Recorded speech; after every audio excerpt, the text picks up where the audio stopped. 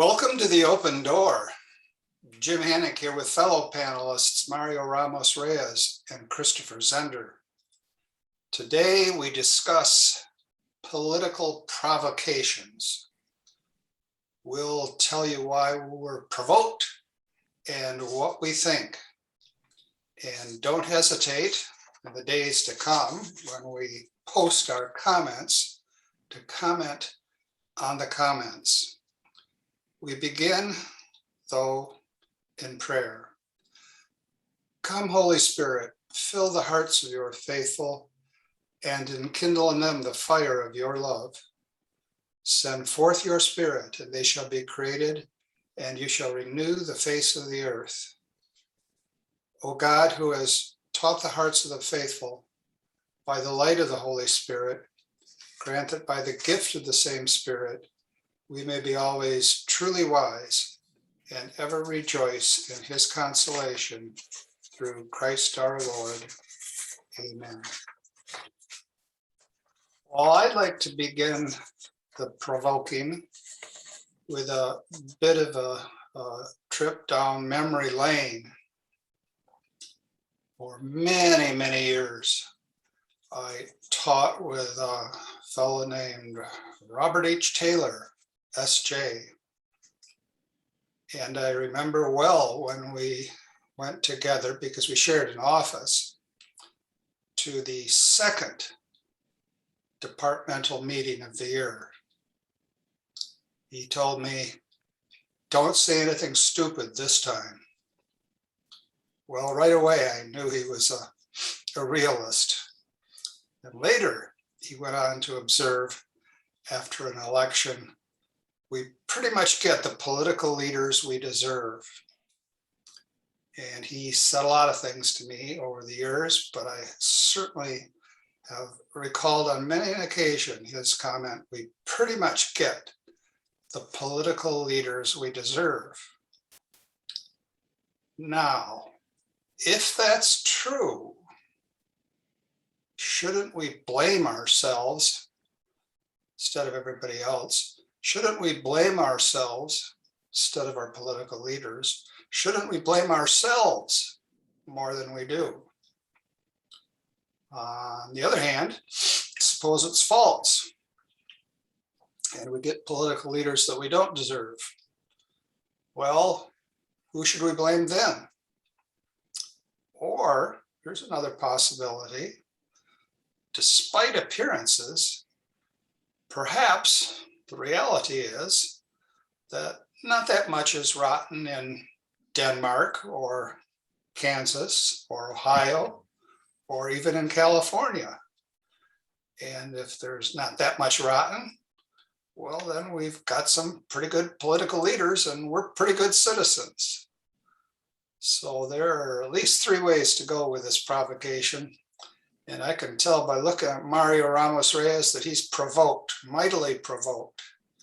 So I'm going to ask him what his thoughts are. Well, I think that's an old saying, a cliche to great extent, I think.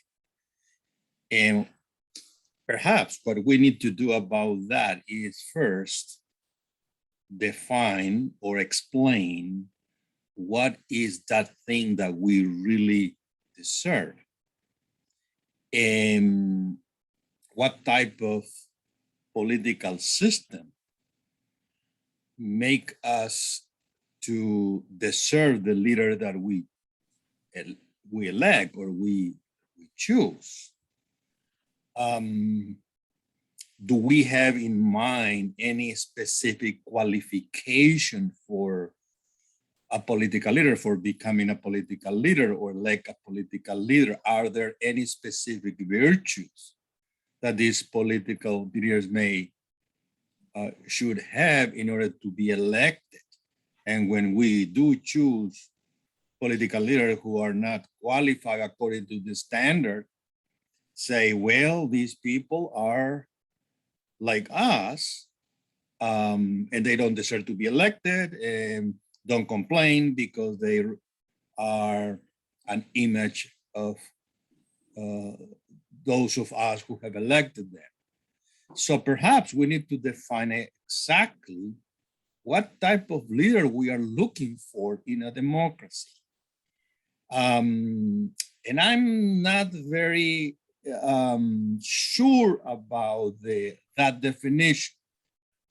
And it seems to me that implicit in that cliche is that democracy is, or a democratic process. By that, I mean a process by which we choose our representative every 2 years, every 4 years, must be such that the leaders must be virtuous, quite impeccable. I'm not sure that is qualified a democratic regime. Now, we are not exactly a democratic regime. We are also have controls about political power.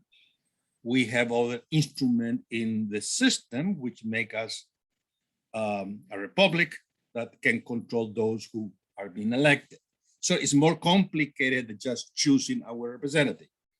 So my first reflection is that are we really thinking that democracy is a kind of salvation for a human community, that we are looking for that perfect leader? Now, if you look back American history, you look back any world history, any democratic system, which by the way is newer than we think it is. Let's say 1946, 47, then we become, at least worldwide, or most of country, constitutional democracies. The United States perhaps was before that already constitutional democracy with all these limitations. But yet you examine those representatives, those, let's say, presidents who were elected, or senators in any country, I think the quality of this leader is not quite a nice picture, so to speak. So my question then again is, what are we really expecting? All right, Christopher. Mario has raised a question based on a provocation. How would you answer his question? Well, I tend to think in all forms of government, we can't really expect too much. And I think back to Tocqueville writes about this in Democracy in America, where he says that the representatives of the people in the United States are generally a grade below the people themselves. And one of the reasons that is because in their eagerness for power, they have to debase themselves and try to lure and seduce the people. So they become kind of a corrupting force in that way. They corrupt themselves in order to gain power. I mean, obviously that's not always been the case, but I would say that's a good part of the reality. I've often wondered, and now that I'm in a very humble political office, I still think this, why you really want to be in political office. I mean, I can think of a lot more things that I would like to spend a few Monday nights on than sewer issues and the like. What is it that really motivates you to be in office? I would thought it would be, one of the nice things to do if you were in office would be to go in and raise a bit of hell and then just see if you're reelected, instead of constantly worried about that reelection. So I think it's right. I think there is, I really wonder to the degree, I guess I agree with Mario here. It seems that is a cliche. We get the leaders we deserve. And from one reason I think it's a cliche is, though I think there is truth in it, but nevertheless, it's a cliche because democracy isn't a natural organizing principle of people. You can't just say we have the people and then they're sort of spontaneously going to rise to them good leaders if that's what they want. They have to be offered the good leaders. And generally speaking, the people don't act unless they're led. there have to be people there has to be some organizing people of the mass. Either they have to be organized already in a kind of articulated social order, or they have to be organized by some principle, a leader of some sort, or a party of some sort. If you don't have those leaders, if they don't rise, and you can't simply, a democracy simply can't manufacture them. And if you come to a point in your democracy where money controls the elective process, it's very difficult for most people who are taken, they're occupied in their daily lives with just the very details of daily life to actually do much about it. So in that sense, I would say it's a cliche, and I wonder to what extent it is true. 2 votes for cliche status. Let me ask Mario a couple questions, and then I'll ask Christopher a couple questions. Mario, are there specific virtues that a leader should have? Are there distinctive virtues? I think of a virtue as a strength of character that enables one to realize, or at least advance, a good, a specific good.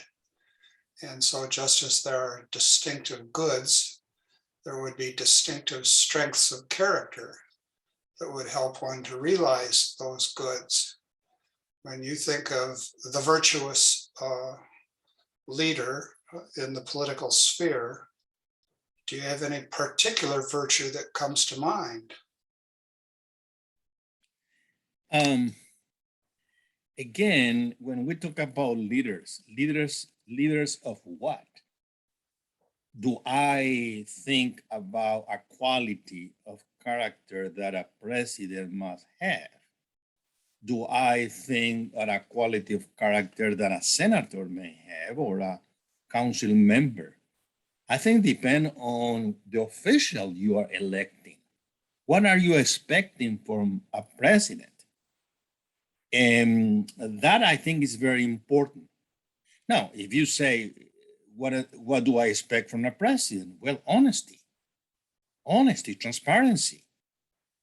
Tell us what really is happening and why you take the decision you did. And I think that's a fundamental quality of someone to be respected, at least for me. Does that mean that that quality may give that particular president the strength to guide the country in a particular time? I don't know, but I expect a president to tell me the truth. And that, which means he's responsible about the delegation of power we're given to him. And I expect that also from any legislator. I think that's basic. But again, here in any democracy, what we expect from officials who are elected are at least a minimum of ethical standard, a minimum. In other words, that they hold certain, let's call virtues of transparency, responsibility, hardworking, which are common sense. Now, if on the top of that, we also want something else, I don't think that is reasonable in many instances. And the reason why it's not many instances is because precisely what Christopher is saying. Perhaps many people who are more virtuous or more educated may want to focus on their own world and be successful there instead of dedicating their life to what we may call the common good. Why is that? Well, we can discuss the motivations and so on, and that vary from one type of democracy to another in terms of development. So going back to your question, I think that's the virtues which are the basics. I'm not expecting my president or senator to give me the opportunities to, I don't know, be successful or happy. That's my choice. That's the way that I do things. I want him just to create the atmosphere, and that's it. So don't expect, I don't want to expect from politics what doesn't belong to politics. I don't believe that politics is the table of salvation of anything, much less democracy. It's a good, the best way of governing, probably, given all the rest, but it's far from being really the salvation that sometimes we are looking for. That helps me. Now, I do have, especially the minimalist point that democracy is not the salvation we're looking for. Or maybe it's not minimalist, maybe it's just modest.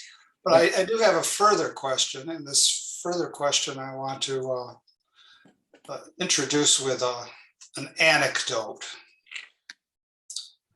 The first president that I really paid some attention to, I mean, I was aware of Eisenhower, and I even vaguely remember people talking about Truman. But the first president that I was aware of really was John F. Kennedy. And one of the things that I recall being impressed with, even then at the time, was that he was a speed reader. How do you get to be a quick study? One way is to be a speed reader, and there are a number of articles along that theme. Now, given human frailty, there were evidently virtues that Kennedy didn't have, but he was a quick take, partly because he was a speed reader. Now, suppose we have a leader who has the sorts of virtues you have in mind, among them transparency, and he lets it be known that he really doesn't he really doesn't read much. And what he does read, he'd like to have pretty much on the front side of one piece of paper. And so he doesn't need to be a speed reader because he doesn't read much. And not only that, that's pretty transparent admission. Suppose many of his comments are to the effect, and he's very transparent about that, I didn't really get this. Boy, did I ever blow that decision. That was one of the dumber things I ever did, although the competition is fierce. Suppose we have somebody who really doesn't have much in the way of intellectual perspicaciousness. In fact, he's not all that bright. Maybe he's charismatic, but not all that bright. So in addition to what we might call moral virtue, we need some intellectual virtues, that's for sure, which makes me think of the one cardinal virtue, which is at once moral and intellectual, prudence. Could you say a bit about the role of prudence in a good leader, and more generally, the need for intellectual virtues? Yes, but again, yes, need to be prudent. But my question is, prudence is an intellectual virtue and also a practical virtue, and require in itself a certain practice. Anyone who dedicates his life to politics has some kind of prudence, learning along the way. Does that mean that that person needs to be well read, I'm not sure about that. And the reason what I'm saying is that you can have a lot of example of intellectuals who have occupied presidencies and were not really prudent and failed their presidencies. And on the other hand, you may have some president who may not have been very well read. And overall, the result of their presidency was fairly or better than others.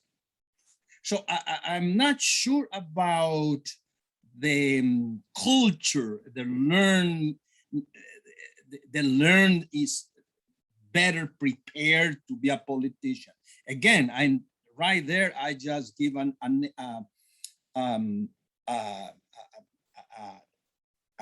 term. If a leader is a politician, then we need to explain what is a politician. Is there such a thing as vocation for politics that makes someone, again, to exercise prudence because he has this call to be a politician? And so going back to what Christopher was saying, why is that some people are not getting into politics? My inclination is to think because we don't have that vocation to be a politician. We may have a different vocation. And that politician has a specific vocation, perhaps not inclined to read much, but that doesn't mean that that person is not prudent. And that reminds me what Ortega y Gasset, the great Spanish philosopher, always said. There is something in a politician, the pura raza, pure politician, that we cannot learn from books. Now, what are these traits? We can discuss that. In other words, we have the tendency sometimes too much to idealize the politician, and they say, well, need prudent. Yes, to some extent. But again, that is being learned through practice. And the intellectual generally is hesitant to get into the arena of politics, start practicing, because it's a different vocation. So perhaps we need to start asking, why is that people, or most people, are lacking this vocation for politics, this calling for politics? Things are getting more involved. Let me try to transition to Christopher here. You've been speaking about vocation, distinct vocation of a political leader, but we also have certainly the citizens to consider. And when we think about citizens and exercising good citizenship, can we really say that well, some citizens who are citizens don't have a vocation to be citizens, so they really don't pay much attention unless they've got a lot of free time and unless they're bombarded with calls to their civic duty? Or should we say that maybe we get the leaders, back to this cliche, that we deserve, because as citizens, although we have a vocation as citizens to practice good citizenship, we, in the waning days, oh, that they might be such, in the waning days of capitalism, we're mostly individualists and we mostly don't care. And if there's a vocation to be a citizen, we're going to ignore it. I don't know. Maybe we could say that there's something distinctive and special about the vocation of a good leader. But when it comes to the citizens, the people that Christopher Zender is serving, is it really okay for them to say, gosh, good job, I'm busy, I got something else to do? I don't think it's okay to say that. And that's one of the problems you find in local government, particularly. And I've seen that here. I've seen it in Ohio, in California when I lived there. people don't care about even what's in their interests, and that always strikes me. You think you could at least draw people in to care about what's in their interest. If you can't work them up to the concern for the common good, at least you could say you're going to have to pay higher taxes because of this, or something of that sort. You think that would at least interest them, but it doesn't. And part of it is, I mean, I think there are lots of reasons for that. I think one of them is lethargy, and the desire when at the end of the workday to just be left alone and to enjoy oneself. I think sometimes some people are that the economic pressures of our time are really heavy on certain people. When you have husband and wife both working, you don't have the peace of the home life oftentimes, and then so when you have the leisure to actually consider any of these things. I think too, people often just assume, and for whatever reason, that the political leaders don't work for their own benefit, and there's really no point in even trying to influence them. And I understand that. I understand that motivation, because when I lived in a town in California, it seemed like at a certain point, didn't matter what you said. I would go to city council meetings where I would talk, and we would get citizens groups together. It didn't seem to matter. What seemed to matter was only what the developers wanted in a particular area. So, after a while, you begin to think, well, there's really no point in my even being engaged in any of this, because no matter what I do, no matter what I say, no matter what I try to do, nothing happens. And that's twofold. It's being able to influence, say, a city council or any other public body. It's also in trying to get your local neighbors to care enough about what's actually happening to actually come to a meeting. I mean, I had we were a couple things in the town I lived in. People would say, yes, we're with you on this. We're opposed to this thing. I said, well, please come to the meeting. Did they come? They promised to come, but did they come? No, they didn't come. So so there is, I don't know if there's a vocation to be a citizen, because I think when you're placed within a particular political order, you're just automatically a citizen, and you don't even get to give it up, even if you want to. I guess you give it up by not voting, but it's simply a condition. It's like getting married and saying, you better be careful, Mr. Zender. Tread lightly, my friend. Yeah. Well, being married, sad and is sorry condition indeed. Yeah, is that it's just like saying I'm getting married, but I'm going to spend my nights at the bar. It doesn't work that way. So you're married, that's the condition you're in. And so that's you simply have to exercise the best way you can. And at least that takes at a certain point a commitment to saying, I'm going to do something, that this is my responsibility, instead of just saying, well, I'm not going to bother with it because there's nothing I can do about it. So I guess, yeah, it also depends on the circumstances. In a village like where I live, you could have a lot more clout as a citizen. In some of the larger towns and cities, you're not going to have any clout as a citizen. So there's that aspect of it too. It's fairly complicated. All right, we live in interesting times and chaotic times, but so did St. Augustine. And St. Augustine wrote the following, and I think for us it constitutes another political provocation. Augustine writes, and St. Thomas went out of his way to cite this passage from Augustine. He writes, if the people have a sense of moderation and responsibility and are most careful guardians of the commonweal, it is right to enact a law allowing such a people to choose their own magistrates.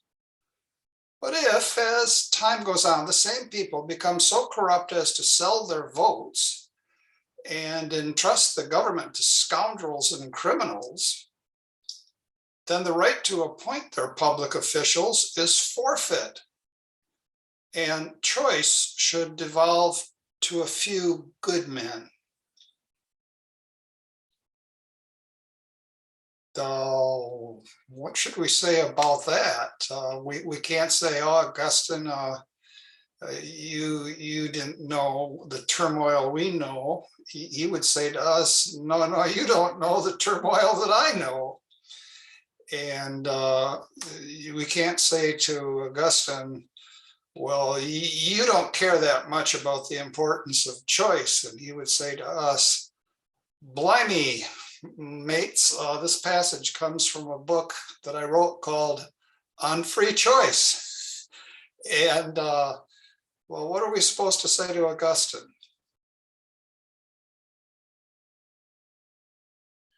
Well, I think in principle, it seems correct to me. I think if it will only be incorrect if we think that democracy in and of itself is a necessary form of government.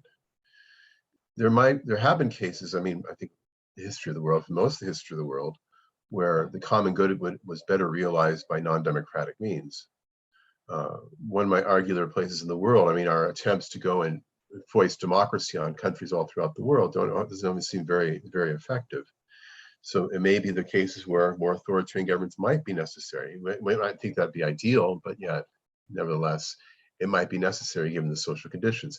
If we assume that, if the assumption is that democracy is always right for everyone, that seems to say that there is no cultural preparation for democracy amongst the people, that you can just simply give people this form of government and it'll work. If democracy is not a necessary form of government for every people, then at least in principle, I can see that in certain cases, that for the sake of the common good, in particularly under particularly bad regimes, that such an action, which would effectively be a kind of coup d'etat or a revolution, would be justified. The problem is, of course, when a society has become so corrupt, how many of those few good men are you going to find, and how are they going to get the power? I mean, I think now, if we want to think of our own time as being such a time, what powerful men tend to rise up? Donald Trump. I mean, what everyone thinks of Donald Trump, I don't think he's virtuous, one of the virtuous few that St. Augustine would have had in mind.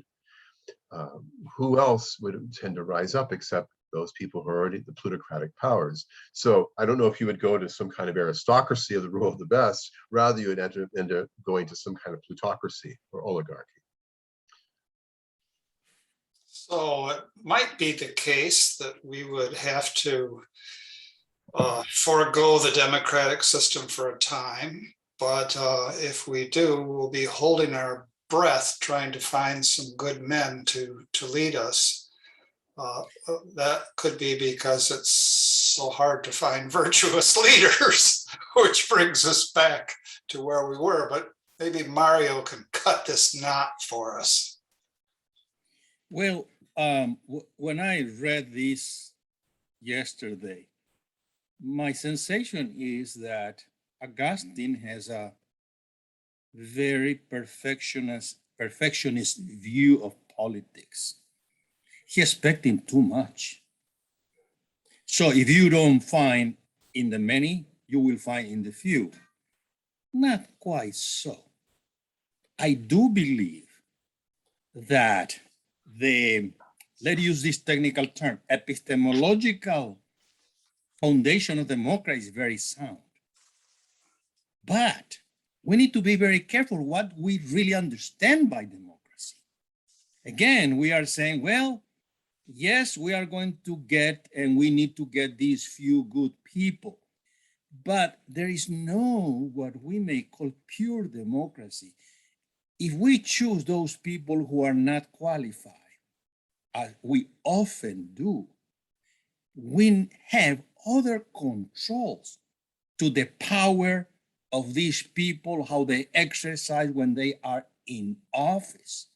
In other words, we have the basic, the minimum, and the minimum, I need to be very careful what I said. I'm not saying the baseline, the mediocre, I'm saying at least respect human right, basic human right, which are enshrined in any constitution, the basic.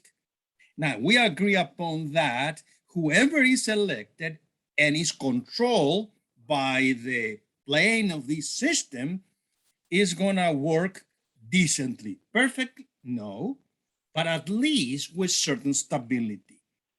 Do we need really a few good men in order that system to work? I don't think so. That's why we have check and balances. That's the idea.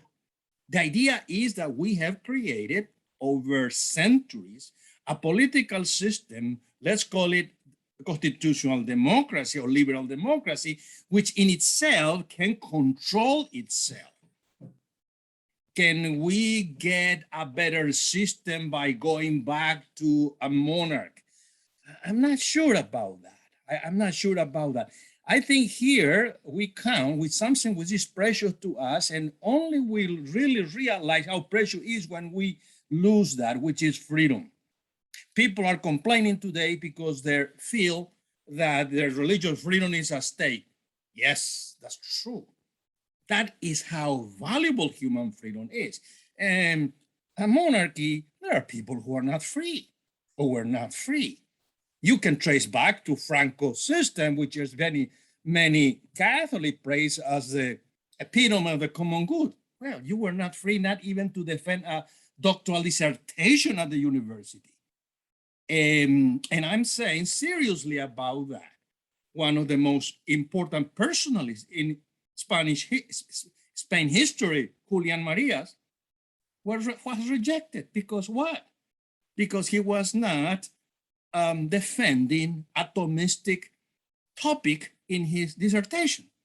So that's is a silly example, but it's an example of how freedom really encouraged. Now, today we are suffering this lack of freedom sometimes in academia. That's true. Well, that reinforced my argument. What is my point? We can feel nostalgic about the lack of a few people who can run things, but I think constitutional democracy, when we control power of people who are there and public opinion and all that, with all the limitation, with the money flowing in and all that, I think is reasonable system, given our own human condition, that we are sinners. All right. We're going to have a healthy dose of realism, a very healthy, a bracing dose of realism. Christopher has spoken some about Ohio, but he also said something about California. And let me introduce this next provocation by saying something about California.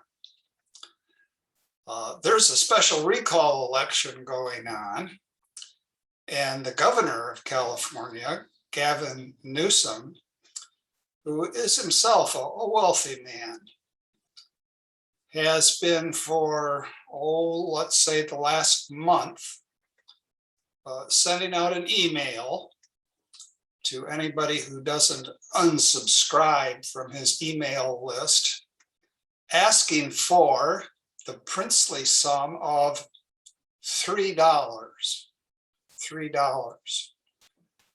Now, the reason why he's asking for $3 is because he's hoping to say that he has wide-ranging support from perfectly ordinary people. And if somebody says, well, how do we know that? He can say, look at my donor list, look at my donor list. And well, I'm sure that a lot of people have given him $3.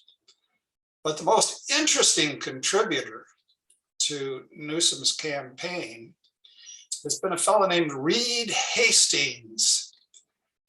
And that's not a household name, but well, in Los Angeles, it practically is. Mr. Reed Hastings is the CEO of Netflix. And if you're in California, and if you're in Los Angeles, and if you're anybody, you're connected to what we call the biz of what I would call commodified, prepackaged entertainment. And who could be more important in that sphere than the CEO for Netflix? Now, it hasn't gone unnoticed in the media that Newsom has really more money than he can spend in the recall election. And it hasn't gone unnoticed in the media that Reed Hastings, CEO of Netflix, has been his single biggest donor. But now, towards the end of an article in yesterday's paper, Los Angeles Times paper, there's a fellow named Derry Sragow, who's a veteran Democratic political strategist. And he says the following. Well, the newspaper writer says the following, broadly citing Sragow's comments. He doesn't expect any attacks on Newsom for accepting millions in campaign contributions to be a factor in the recall. It's going to make any difference. He continues. Voters think all politicians do the same thing, including those criticizing Newsom. Now comes a direct quote from this fellow who is the publisher of the California Target Book, a guide to state politics. Here's a direct quote. I can state with great certainty that ordinary voters think that they're all crooks. Do they think that the Democrats are worse than the Republicans or that the Republicans are worse? No, they just think everybody in the business is on the take. So if everybody's on the take and all the voters assume that everybody is on the take, what are we supposed to make of this provoking state of affairs? And it's back to you, Mario.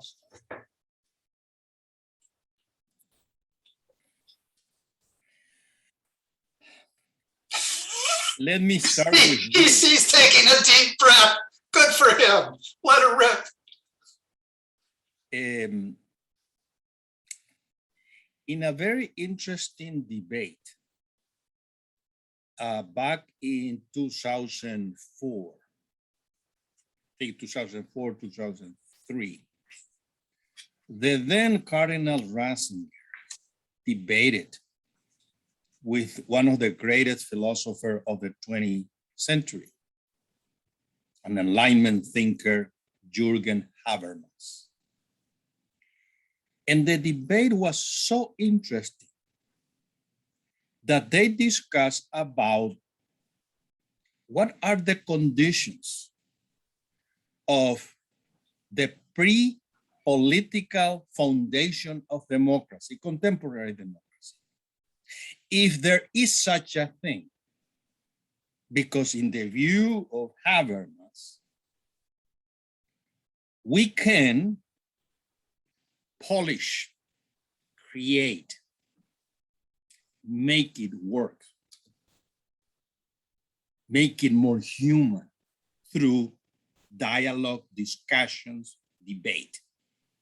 That's the richness of democracy, where no one is excluded and we are part of the conversation.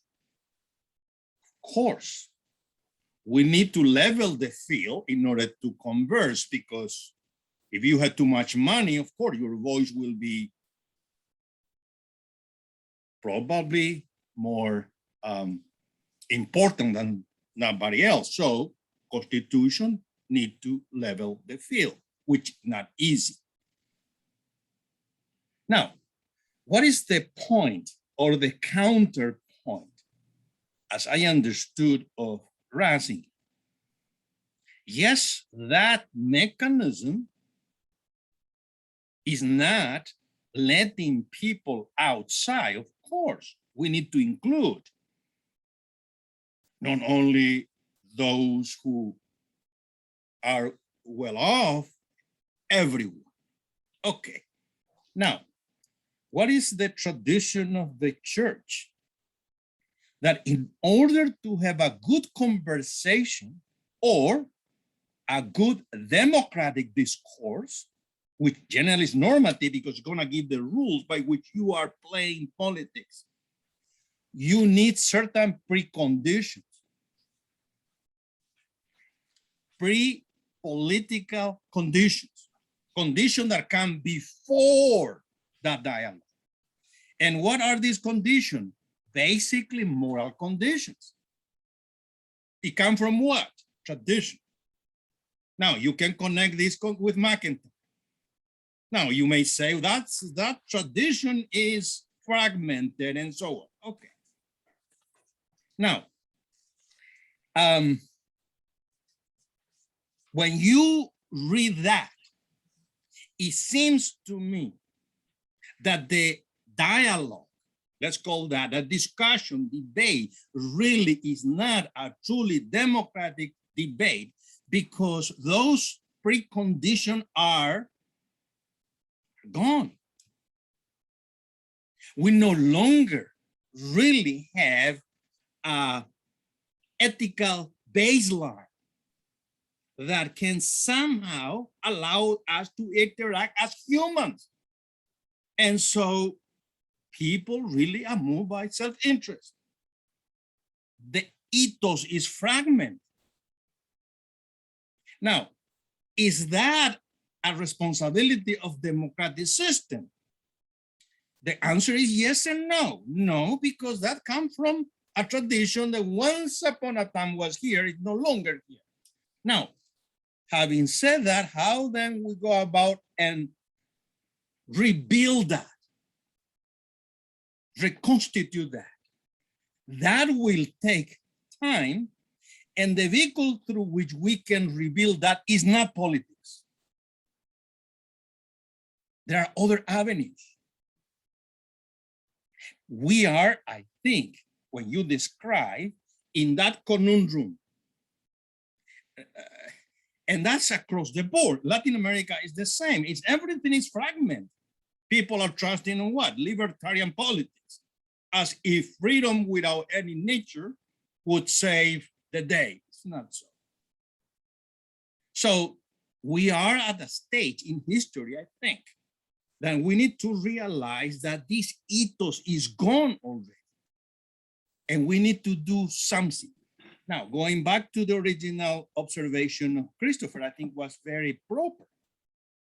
The reason why many people who seems to have a very good chance at playing or getting into politics and they are not doing that, it is because many people are looking at other venues or avenues in order to rebuild this culture. And politics is just a game to them. Now, that doesn't, which in some ways is saying, well, I'm just trying to rebuild the cathedral, which is going to be finished 30 years from now, probably. But I see that, yes, it's true. Everything is contaminated. But I don't think democracy as such has the tools to restore that. It come from someplace else. And this is why it's very important, the evangelization and how we approach the evangelization. Could we say that democracy can't lift itself up by its own bootstraps? What's necessary is a culture that could lead us to the conditions for democracy. And one of the conditions is a more or less level playing field.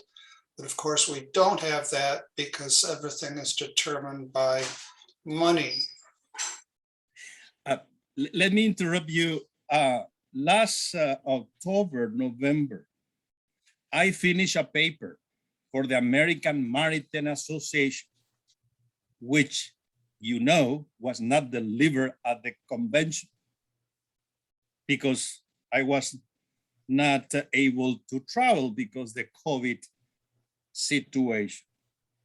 The title of my paper is, Can Democracy Be Saved from Itself? Can democracy be saved from itself? And it's a very long account of what happened at that point at the end of 2019 up to the midst of 2020 in Latin America, in different countries, Venezuela, Peru, Chile, Bolivia. What is the point? It seems that democracy is committing suicide, cannot save itself. And why is that? And so I developed there a few arguments based on the historical data that can give us certain, I hope, certain insight on that particular issue. And I finish with this. One of the prescription of some people to save democracy from collapsing is calling to a new constitutional convention to get a new constitution. I think it's the wrong term. Because again, you are trusting in what? In power. Let's move, recreate how we organize ourselves, and we will save democracy. And that has been the case for at least 2 or 3 countries.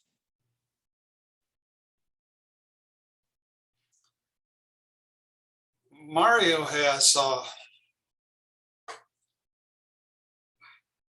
been a hyper-realist in these last comments. And I wonder if Christopher wants to say anything at this point. I do have a final provocation, but Mario maybe needs some consolation with regard to the saving of democracy. Christopher, you said that we've tried to impose democracy on places that aren't really cut out for it. Could it be that we're not really cut out for it ourselves? What do you think? Well, I think people can become so corrupt that their customary constitution doesn't function anymore. And I think we have come to that point. And there's lots of, I mean, Mario's perfectly right. There's the ethical, moral, religious aspect of it, which we've lost. There's also the aspect of that any good society has to be, as I like to put it, articulated. It has to, people have, you know, we talk about public debates and things. It's always, I don't think in the best of times, the public debates are always between elites. And they're never between the common everyday fellow in a small town in Ohio. He's not heard. But what he could be heard in a sense if there was a principle of subsidiarity of organization, where his attention is paid mostly to those local concerns, and he identifies himself and gets a certain definition of himself vis-a-vis a smaller group of people. And you build up from those building blocks of local patriotism and local engagement, principles of higher engagement. I think one of the problems we were asked to, most people are asked to decide on questions that they can't possibly even understand. And the world and the nation is too large for people to really decently comprehend what's being said by the elites. So we need to have that kind of return to a kind of subsidiary system. Of course, none of that is going to work, whether it be that or a new constitution. None of it's going to work without a certain moral revival. And so there has to be people dedicated primarily at this time. It's more important to be dedicated to, say, the transformation of culture, the transformation of the religious sense, that type of thing, than it is to be involved in politics. For myself, I serve on a village council because I think I might be able to do some good there. And it doesn't actually take me much from my normal duties, which I think are more important than in the village council because they're actually directed towards the revitalization of Catholic education. I would not want to serve, and I will not serve on a higher level. I'm not going to the county level because I think once you start to I think if I got beyond this level, I really couldn't do any good anymore. The powers that are involved in play in those areas, given the cultural presuppositions, the cultural desires of the people, would militate against any real contribution that I could ever make. So I would not even think of going into government at a higher level for that reason. Now, this subsidiarity you talk about, are there any political parties that take that seriously? Well, there is one who has a virtuous candidate in California. He has all the virtues that anybody could possibly want, except for his jokes. Well, now, here's the last provocation. There's this question that's asked plaintively from time to time. What if they gave a war and no one came? How about this? What if there were an election and nobody contributed any money to the candidates? Wouldn't that be wonderful? Now, since we're speaking of money, and since most of the money, as far as I can tell, is spent on ads that are mindless, vicious, divisive in the worst sense of the word. Question is, why does anybody give any money to politicians in the first place? If it's money that makes the wheels go round, and it turns out to be our money, even if it's just $3, why don't we get the leaders we deserve?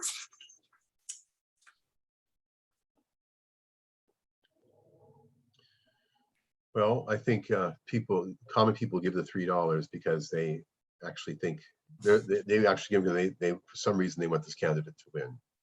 Oftentimes because the alternative seems worse. So, and the people in the higher level obviously give the money because it gives them influence. So, no, I would think that you would. Yeah, what does the anarchists used to say? Don't vote; it only encourages them. Now, Mario, I don't know if Mario wants to be that realistic. So let's hear from him, and then we'll close with some words that endure no matter how much the world turns. Mario. Well, as to the impression that people may have that I'm pessimistic, I think I'm realistic, but that doesn't mean that I am not hopeful. But what I'm saying is that don't put your hope in democracy. Democracy is an instrument. Democracy is not an end. Democracy is a means to an end. And we don't have pure regime. We have republic, which counterbalance these tendencies that everyone has to choose and pursue their own self-interest through Bill of Rights and what in any constitution is called the dogmatic part of the constitution, which means the baseline established in human right. Is that a perfect instrument? No. The best that we can do given what? Our human condition, which is not, we are not angels, but we are not beasts. We are human with all these tendencies. Yes, there should be a presupposition which come from these ethos, the ethics, and generally speaking, that is being nurtured, it comes from religious traditions. And I think the crisis that we are suffering in the West is everywhere. It's precisely that crisis of meaning. And so then we resort to the political regime to solve all our issues and selfishness and all that. And the system is not for that. So we need to knock the door where we can find some hope. But that hope is not going to come overnight. It's going to take years and years. And that is my point. Take many years. And people who are connected to the social media want to solve their issue with one click. It's like learning, I don't know, Dante, Divine Comedy, what is happening there in just one lesson. No, it takes time. Yes, the story is told that one day towards the end of the Constitutional Convention, Benjamin Franklin came out from the deliberations, and an older lady who, gee, she would have been thrilled to have $3. She's happy to have 3 pence, maybe. She said, "Mr. Franklin, what kind of government do we have?" And Mario, you know his answer, right? A republic. If you can keep it. You can keep it. If you can keep it. Just one thing about Ben Franklin. In his autobiography, you find a table of virtues that he claimed he tried to practice every day, 13 virtues, as if he was controlling his own temperament, building his character.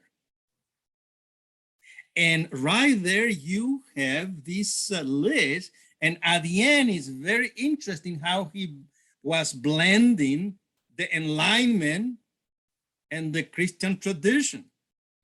Imitate Socrates, imitate Christ at the end. So how long does it take to resemble? And on the virtues, and I will come to the end, on the virtues, we have Hume, David Hume, more enlightened than whom there is no one, saying that humility is a monkish virtue, no virtue at all, certainly not for a statesman. And God love him, I don't know, I'd have to refresh my memory. I rather doubt that chastity was on the list of Benjamin Franklin's virtues. And the loss of chastity and the rejection of humility, well, time for repenting. We turn though to the gospel for today, and this is from Matthew.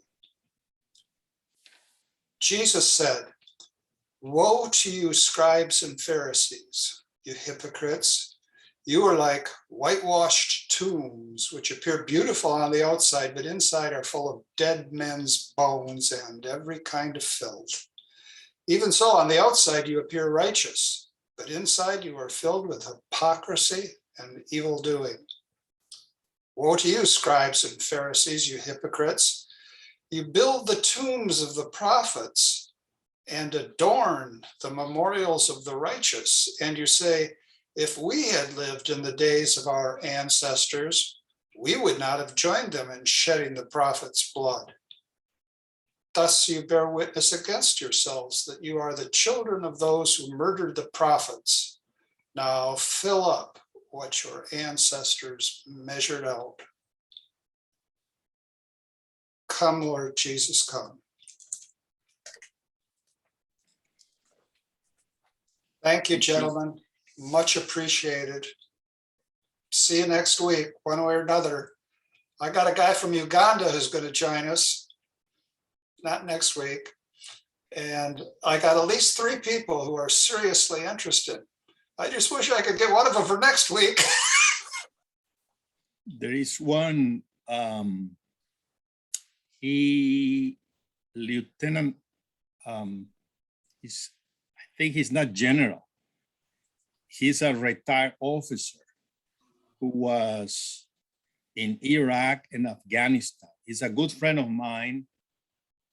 And he was interviewed about Afghanistan last week and talked at length about very many issues, including politics. And I asked him if he would consider to join us, and he said yes. Now he's very busy, but he's willing. It's a very interesting guy. All right, well, we can be flexible. Yeah. He's probably thinking about these things all the time. He could think with us for an hour. Yeah. All right. Particularly, he's interested in talking about the neoconservative strategy in the Middle East of building democracies. All right. Take care, everyone. Thank Okay. you. Bye. Thank you. Bye-bye.